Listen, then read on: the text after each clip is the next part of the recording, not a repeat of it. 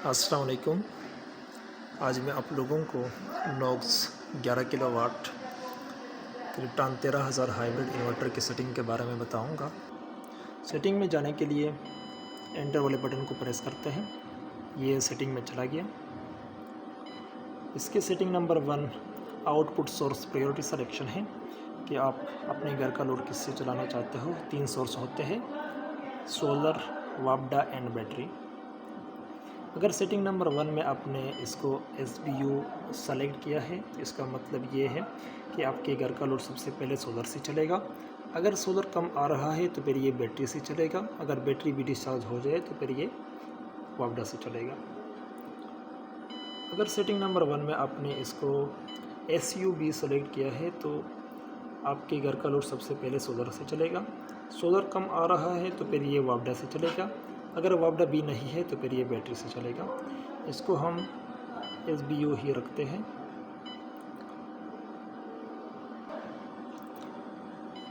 इसके setting number 2 ये maximum charging current है कि आप अपनी बैटरी कितने एम्पियर से चार्ज कराना चाहते हो वापडा प्लस सोलर से।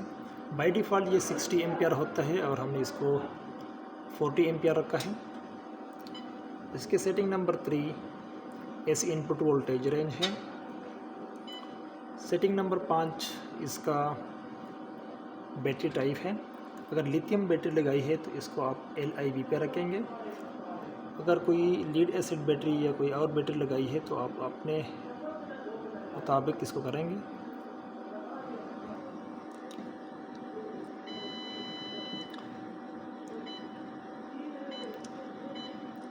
अगर लीड एसिड बैटरी लगाई है तो आप इसको यूज़र मोड पर रख सकते हैं। हम इसको LIB पे ही रखेंगे क्योंकि हमने लिथियम बैटरी लगाई है। और इसके सेटिंग नंबर 11 ये मैक्सिमम यूटिलिटी चार्जिंग करंट है कि वापडा से कितने एम्पियर से चार्ज होगा।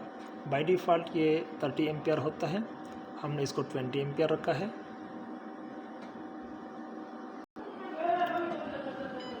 सेटिंग नंबर 12 अगर आपने सेटिंग नंबर 1 में SBU सेलेक्ट किया है तो सेटिंग नंबर 12 में हम SOC परसेंटेज या वोल्टेज पॉइंट सेट करते हैं कि इस SOC या वोल्टेज पॉइंट पर पहुंचकर आपके घर का लोड वापडा की तरफ शिफ्ट हो जाए।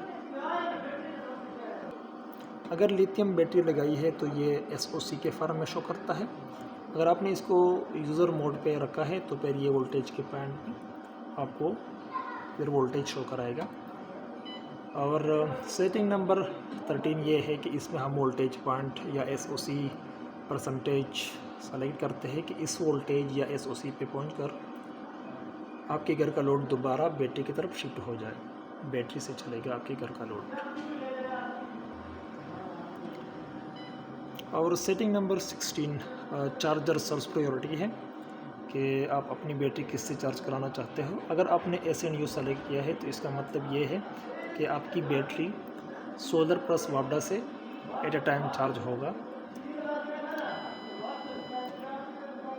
अगर आपने 16 नंबर सेटिंग में OSO सेलेक्ट किया है तो इसका मतलब ये होता है कि आपकी बैटरी सिर्फ सोलर से चार्ज होगी, ओनली सोलर।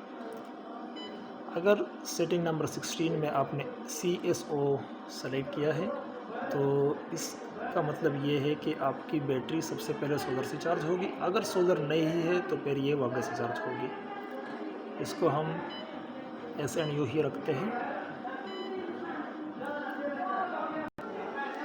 इसके बाद सेटिंग नंबर जो इम्पोर्टेंट सेटिंग है ये सेटिंग नंबर 26 है। ये बल्क चार्जिंग वोल्टेज है कि इस वोल्टेज पर पहुंचकर इस वोल्टेज पॉइंट तक आपकी बैटरी मैक्सिमम एम्पियर से चार्ज होगी, ठीक है। और 27 ये फ्लोटिंग चार्जिंग वोल्टेज है। ये बैटरी को फुल चार्ज पे मेंटेन रखती है। सेटिंग नंबर 28 ये पैरेलल के लिए इस्तेमाल होता है। अगर सिंगल इन्वर्टर लगाया तो सिंगल होगा, अगर आपने 2 इन्वर्टर पैरेलल किए तो ये इसको पैरेलल कर सकते हो इस सेटिंग से 28 नंबर से। और सेटिंग नंबर 29 ये लो डीसी कटअप के लिए इस्तेमाल होता है, L1 कटअप करने के लिए इस्तेमाल होता है। अगर लिथियम बैटरी आपने लगाई है तो ये SOC में शो करेगा, अगर दूसरी बैटरी लगाई है तो फिर इधर वोल्टेज के फर में शो करेगा। 29 नंबर सेटिंग ये L1 को लाइट लोड को कटअप करने के लिए इस्तेमाल होता है। आप इसको 20 या 30 एम्पियर 30% रख सकते हैं, हमने इसको 45 रखा है। और सेटिंग नंबर, इसके अलावा सेटिंग नंबर 38 ये ग्रिड फीडिंग के लिए इस्तेमाल होता है। हमने अभी इसको डिसेबल किया है, हम इसको इनेबल करते हैं। इनेबल करने के लिए 4743 कोड इस्तेमाल होता है। फ़िलहाल अभी इसको हमने डिसेबल किया है, तो फ़िलहाल इसको हम डिसेबल ही रखते हैं। ये हमने अभी फ़िलहाल इसको डिसेबल रखा है। इसके अलावा सेटिंग नंबर हम 60 नंबर पे जाते हैं। 60 नंबर सेटिंग L2 को बंद करने के लिए इस्तेमाल होता है, हेवी लोड को बंद करने के लिए इस्तेमाल होता है। ठीक है, आप इसको, हमने इसको 55% पर रखा है, आप जितने अपने रिक्वायरमेंट के मुताबिक रख सकते हैं। और 63 नंबर सेटिंग, इसको L2 को दोबारा रिस्टार्ट करने के लिए इस्तेमाल होता है। ठीक है, इसके अलावा सेटिंग नंबर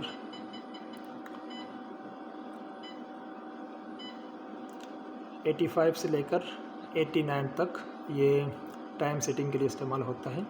ये मिनट हो गई 85 पे, ये हावर्स हो गए, और 87 पे ये डे हो गया, और 88 पे मंथ हो गया, और 89 पे ईयर हो गया।